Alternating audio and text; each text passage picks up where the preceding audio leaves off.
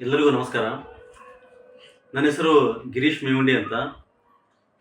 Oasis ಕೃತಿಯ ಲೇಖಕ. ಈ ಹಿಂದೆ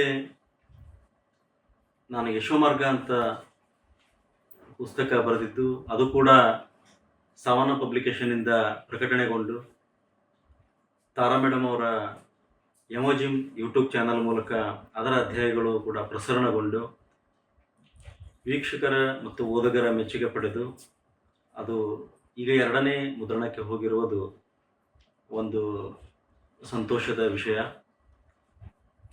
ಅದೇ ರೀತಿ ಈಗ ನನ್ನ ಮತ್ತೊಂದು ಪುಸ್ತಕ ಓಯಸಿಸ್, ಬದುಕು ಭಾವನೆ ಯಶಸ್ಸು, ಬರಡಾದ ಬದುಕಿಗೆ 23 ಸ್ಫೂರ್ತಿಯ ಚಿಲುಮೆಗಳು. ಈ ಕೃತಿಯು ಕೂಡ ಸಾವನ್ನ ಪಬ್ಲಿಕೇಶನ್ನಿಂದ ಪ್ರಕಟಣೆಗೊಂಡು ಮತ್ತೆ ತಾರಾ ಮೇಡಮ್ ಅವರ ಯೂಟ್ಯೂಬ್ ಚಾನಲ್ಗೆ ಆಯ್ಕೆಗೊಂಡು ಮತ್ತೆ ಅವರ ಮೂಲಕ ಇದರ ಅಧ್ಯಾಯಗಳು ಈಗಾಗಲೇ ಪ್ರಸರಣಗೊಂಡಿವೆ. ಮೂಲತಃ ಯಶೋಮಾರ್ಗ ಪುಸ್ತಕ ಬದುಕಿನ ಮೂಲಭೂತ ಅಂಶಗಳ ಬಗ್ಗೆ ವಿವರಿಸುತ್ತಾ ಒಟ್ಟಾರೆ ನಾವು ಯಾವ ರೀತಿ ಬದುಕಬೇಕು ಮತ್ತು ಇಲ್ಲಿ ಯಶಸ್ಸನ್ನು ಹೇಗೆ ಗಳಿಸಬೇಕು ಎಂಬುದರ ಕುರಿತು ವಿವರಣೆ ನೀಡಿತ್ತು.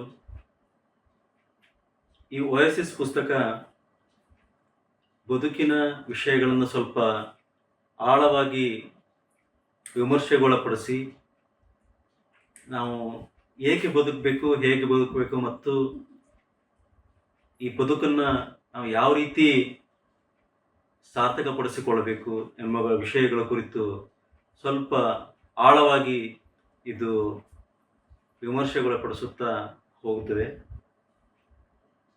ಮುಖ್ಯವಾಗಿ ಈ ಪುಸ್ತಕ ಬರೆಯಲು ಮೂಲ ಕಾರಣ ಅಥವಾ ಉದ್ದೇಶ ಏನೆಂದರೆ, ನಾವು ಈ ಭೂಲೋಕದಲ್ಲಿ ವಿಕಸಿತ ಜೀವಿಗಳು ಅಂತ ರೂಪುಗೊಂಡು ಆಧುನಿಕ ಮಾನವರು ಎಂದು ಹೆಮ್ಮೆ ಪಡುತ್ತಾ ನಾವು ಬಾಳ್ತಾ ಇದ್ದೀವಿ. ಅಂದರೆ ಇರುವ 84 ಲಕ್ಷ ಜೀವರಾಶಿಗಳಲ್ಲಿ ನಾವು ಉಳಿದೆಲ್ಲ ಜೀವಿಗಳಿಗಿಂತ ಮುಂದುವರಿದ ಜೀವಿಗಳಾಗಿ ಹೊರಹೊಮ್ಮಿದ್ದೇವೆ. ಏಕಕೋಶ ಜೀವಿ ಅಥವಾ ಪ್ರೋಟೋಸೆಲ್ನಿಂದ ಪ್ರಾರಂಭಿಸಿ ಇಂದಿನ ಆಧುನಿಕ ಮಾನವರು ಅಂದರೆ ಹೋಮೋಸೇಪಿಯನ್ಸ್ ಆಗಿ ಪರಿವರ್ತನೆ ಹೊಂದುವಂತಹ ಈ ಒಂದು ವಿಕಸನದ ಸುದೀರ್ಘ ಲಕ್ಷಾಂತರ ವರ್ಷಗಳ ಪ್ರಯಾಣ ಮಾನವನ ನಾಗರಿಕತೆಯ ಇತಿಹಾಸದಲ್ಲಿ ಬಹಳ ಮಹತ್ವದ್ದು ಹಾಗೂ ಘನವಾದದ್ದು. ಇಷ್ಟೆಲ್ಲ ನಾವು ವಿಕಸನ ಹೊಂದಿ ಈ ವಿಕಸನದ ಪರಿಣಾಮ ನಮ್ಮ ಬದುಕು ಮತ್ತಷ್ಟು ಸಂತೃಪ್ತ, ಯಶಸ್ಸನ್ನು ಹೊಂದಿದ ಹಾಗೂ ನೆಮ್ಮದಿ ನಿರಾಳತೆಯನ್ನು ಹೊಂದಿದ ಬದುಕನ್ನು ನಾವು ಬಾಳಬೇಕಾಗಿತ್ತು. ಆದರೆ ಇದಕ್ಕೆ ವಿಪರ್ಯಾಸ ಎಂಬಂತೆ ಇವತ್ತು ನಮ್ಮ ಬದುಕು ಒಂದು ಇದರ ವ್ಯತಿರಿಕ್ತವಾದಂತಹ ಒಂದು ಹಾದಿಯಲ್ಲಿ ಸಾಗ್ತಾ ಇದೆ. ನಾವು ಬದುಕೇ ಇಲ್ಲವೇನೋ ಎಂಬಂತೆ ಇವತ್ತು ನಾವು ನಿರಾಶೆ, ಹತಾಶೆಗಳ ಒಂದು ದುಃಖಗಳೊಂದಿಗೆ ನಾವು ಕೂಡಿದಂತಹ ಬದುಕಿನಿಂದ ನಾವು ನಮ್ಮ ಜೀವನವನ್ನು ಸಾಗಿಸಿ ಪಶುಗಳಿಗಿಂತ ಕಡೆಯಾಗಿ ಇವತ್ತು ನಾವು ಸಾಯ್ತಾ ಇರೋದು ಈ ವಿಕಸನ ಹಾದಿಗೆ ಒಂದು ವಿರೋಧಾಭಾಸವಾಗಿ ಇವತ್ತು ಪರಿಣಮಿಸಿ ನಿಂತಿದೆ.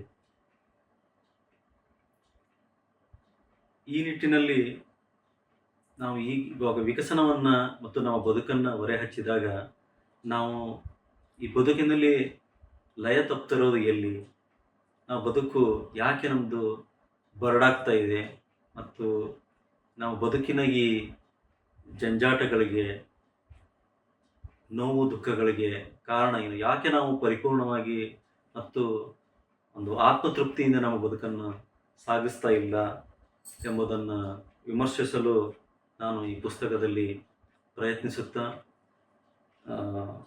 ಈ ಓಯಸಿಸ್ಸನ್ನು ಬದುಕು, ಭಾವನೆ, ಯಶಸ್ಸು ಎಂಬ 3 ಹಂತಗಳಲ್ಲಿ ಒಂದು 23 ಅಧ್ಯಾಯಗಳನ್ನು ನಾನು ಇದರಲ್ಲಿ ಸೇರಿಸಿದ್ದೀನಿ. ಇಲ್ಲಿ ಮೊದಲನೇದು ಬದುಕು ಎಂಬ ಒಂದು ಮೊದಲನೇ ಹಂತದಲ್ಲಿ 1ರಿಂದ 8ನೇ ಅಧ್ಯಾಯಗಳು ಬದುಕಿನ ಬಗ್ಗೆ ನಮಗೆ ವಿಮರ್ಶೆಗಳನ್ನು ನೀಡುತ್ತಾ ನಾವು ಏಕೆ ಬದುಕಬೇಕು ಎಂಬ ಉದ್ದೇಶವನ್ನು ಹೇಳುತ್ತಾ ಹೋಗುತ್ತೇವೆ. ಇನ್ನು ಭಾವನೆ ಕುರಿತು 9ರಿಂದ 15ನೇ ಅಧ್ಯಾಯಗಳು ನಾವು ಹೇಗೆ ಬದುಕಬೇಕು ಎಂಬುದರ ಕುರಿತು ವಿವರಣೆ ನೀಡುತ್ತವೆ.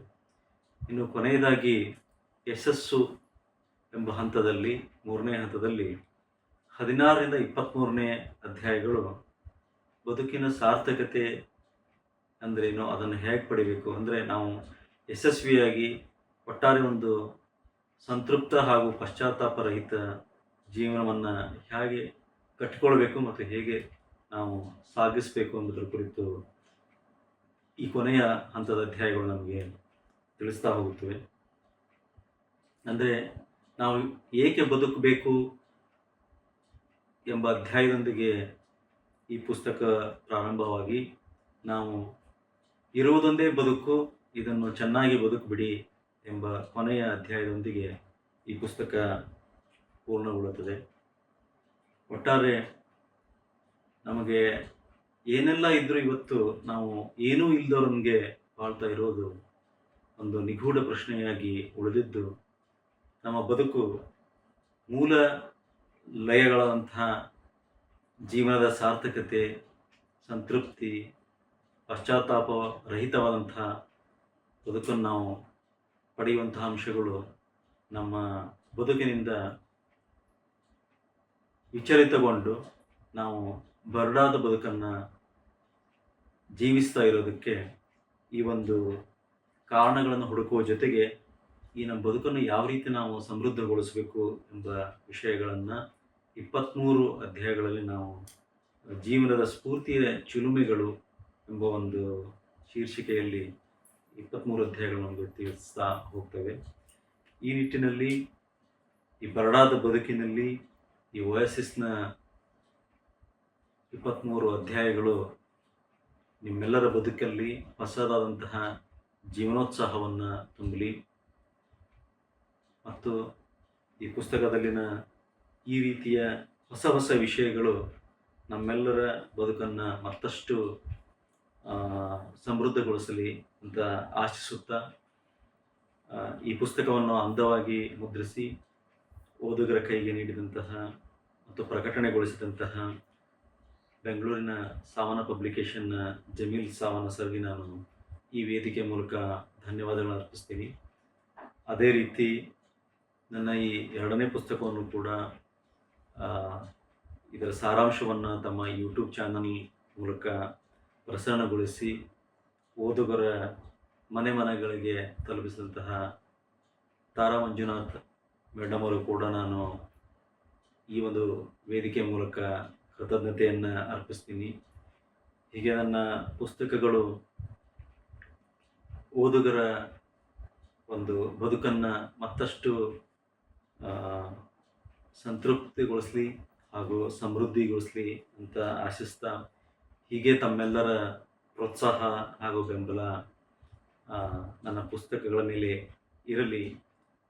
ಈಗ ನೀವು ಪ್ರೋತ್ಸಾಹಿಸಿದಲ್ಲಿ ಮಾತ್ರ ನಾನು ಇನ್ನೂ ಹೆಚ್ಚು ಹೆಚ್ಚು ಇಂತಹ ಪುಸ್ತಕಗಳನ್ನು ಬರೆಯಲು ನನಗೆ ಕೂಡ ಒಂದು ಸ್ಫೂರ್ತಿ ಸಿಗುತ್ತೆ ಅಂತ ಆಶಿಸ್ತಾ, ಈ ಒಂದು ಓಯಾಸಿಸ್ ಪುಸ್ತಕದ ಲೇಖಕನಾಗಿ ನನ್ನ ಒಂದು ಈ ಪುಸ್ತಕ ಕುರಿತಾದಂತಹ ಒಂದು ಸಂಕ್ಷಿಪ್ತ ಸಾರಾಂಶವನ್ನು ಮುಗಿಸ್ತಾ ಇದ್ದೀನಿ.